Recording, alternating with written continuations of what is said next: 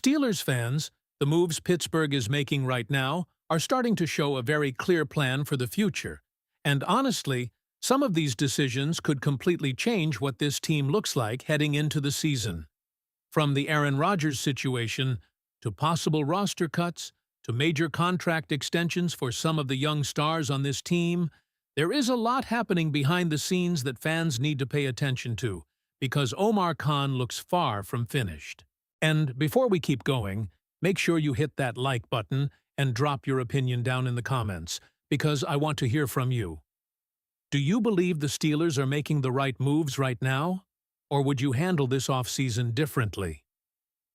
Aaron Rodgers has become the center of everything the Pittsburgh Steelers are trying to build after the draft. And whether fans love it or hate it, the organization is clearly moving like they already expect him to return. That is the biggest takeaway coming out of the latest discussions surrounding Omar Khan's off-season strategy. Because the Steelers have not operated like a team preparing for another quarterback solution. They did not aggressively chase another veteran starter, they did not force a quarterback pick early in the draft, and they did not make panic moves at the position. Instead, every sign points toward Pittsburgh believing Rodgers will eventually walk through that door and become the starter for the 2026 season. And honestly, when you really break down the situation, it starts making more sense why the Steelers are willing to wait this out. Rodgers may not be the MVP version of himself anymore, but inside this offense, with this coaching staff, and with the current makeup of the roster, the Steelers believe he still gives them the best opportunity to compete immediately while also helping shape the future of the quarterback room. That second part is where this becomes far more interesting than just another short-term veteran rental. The organization appears to believe that Drew Aller is not ready to immediately carry an NFL franchise on his shoulders. The physical talent is obvious, but the feeling around the building is that he needs development time. He needs to fix mechanics, clean up footwork, learn protections, and fully understand how to command a professional offense before being thrown into live action. That is why Rodgers becomes so valuable beyond the stat sheet. The Steelers see him as the perfect bridge quarterback and mentor for a young passer who still needs seasoning before taking over the franchise. What makes this even more fascinating is the growing belief that Rodgers would essentially become an extension of the coaching staff inside the quarterback room. Pittsburgh believes his football IQ, his understanding of offensive structure, and his ability to diagnose defenses before the snap could dramatically accelerate the development of younger quarterbacks. For a team trying to stabilize the position long-term, that matters just as much as what Rodgers can still do physically on Sundays. There is also another important detail that cannot be ignored. The Steelers have quietly built a better supporting cast than the one Rodgers had previously. The belief internally is that if he returns, fans would likely see a more efficient and comfortable version of Rodgers because the surrounding talent situation is improved. Better weapons, more balance offensively, and a stronger overall structure could allow him to manage games at a high level instead of having to carry everything himself. At the same time, the Steelers understand there is pressure attached to this gamble. If Rodgers ultimately decides not to return, Pittsburgh will face serious criticism because they have essentially structured this entire offseason around the expectation that he eventually says yes. The front office has not behaved like a team preparing for another contingency plan. That is why the coming weeks could become one of the most important stretches of Omar Khan's tenure. And speaking of Khan, the rest of this off-season blueprint reveals exactly how aggressive the Steelers could still be. One of the most surprising possibilities involves Mason Rudolph. There is legitimate discussion about moving on from him entirely if Rodgers signs. The thinking behind it is brutally honest. If Rodgers suffers a season-ending injury, the Steelers likely are not competing for a championship anyway. So carrying an expensive veteran backup may not make much sense financially.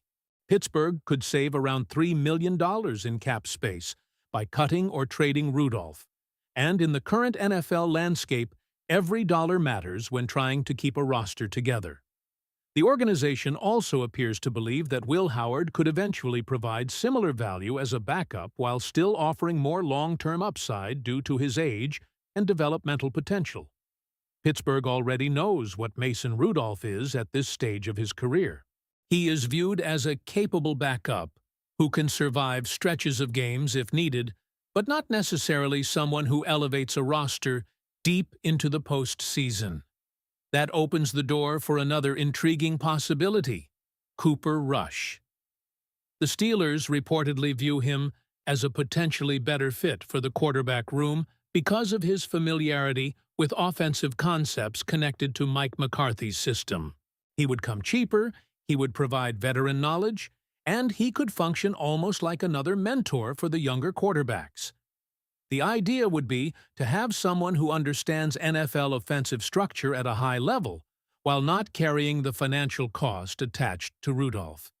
But the Steelers are not only focused on offense. Defensively, the front office appears interested in continuing the trend of adding experienced, versatile veterans on affordable deals. Jamal Adams is one name generating attention because Pittsburgh believes he could thrive in a specialized role similar to the one he played under Patrick Graham.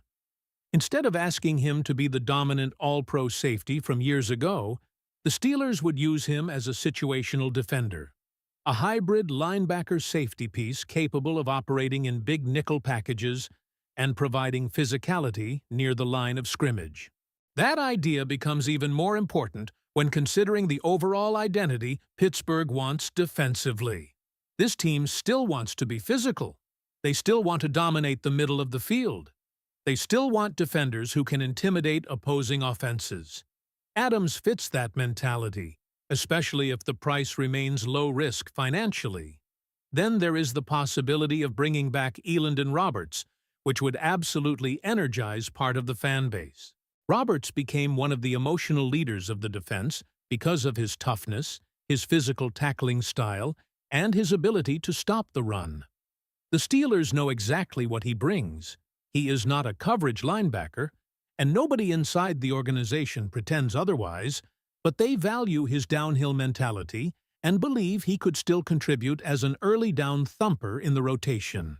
The Steelers also reportedly see value in re-signing Daniel Ekuale because of his positional versatility along the defensive line. Pittsburgh loves players who can move around the formation, and Ekuale's ability to line up at nose tackle, 3 technique, or 5 technique gives the defense flexibility during games. Depth in the trenches remains one of the biggest priorities for this organization, especially with how demanding the Steelers' defensive system can be over a full season. But maybe the most important part of this entire off-season plan centers around contract extensions. Pittsburgh knows the future of this roster depends on locking up young core players before prices become even more expensive. Joey Porter Jr. is clearly viewed internally as a foundational piece of the secondary. Even without Pro Bowls or All-Pro honors yet, the Steelers reportedly believe he has developed into a legitimate #1 cornerback. That means a massive extension is eventually coming, likely somewhere in the range of elite cornerback money. Darnell Washington is another player the organization appears determined to keep long-term. His value goes beyond statistics because he completely changes the physical identity of the offense. Defenders hate dealing with him because he essentially functions like an extra offensive lineman who can still become a dangerous weapon after the catch. Pittsburgh views that kind of versatility as extremely difficult to replace. Chris Boswell is also expected to receive another major deal after continuing to prove he remains one of the most reliable kickers in football. The Steelers understand how important special teams stability is in close AFC games, and Boswell has consistently delivered in critical moments. Then comes the most fascinating contract discussion of them all: Nick Herbig. Pittsburgh reportedly views him as a massive part of the future, and the organization may already be preparing for life after Alex Highsmith. The idea being discussed internally is incredibly bold. Extend Herbig now with a back-loaded contract structure. Keep the current edge rusher trio together for one more season alongside T.J. Watt, and then potentially trade Highsmith next offseason while his value remains extremely high. That strategy would allow Pittsburgh to avoid a difficult future contract battle while also collecting valuable draft capital. If Highsmith delivers another strong season, the Steelers could potentially secure a Day 2 draft pick in return, which becomes especially important if the organization eventually needs ammunition to move up in a future draft for a franchise quarterback. Omar Khan has already hinted publicly that the Steelers are willing to approach roster construction differently than some other organizations because of their current cap flexibility. Pittsburgh believes it has a strong young nucleus deserving of second contracts, and the front office appears determined to keep that foundation intact for as long as possible. The entire off-season strategy reveals a franchise trying to balance two timelines at once. The Steelers want to compete immediately with veterans like Aaron Rodgers, while also carefully preparing the next generation of talent to eventually take over. It is an aggressive balancing act, and if even half of these moves happen, Pittsburgh could enter the 2026 season looking dramatically different than many fans expected just a few months ago.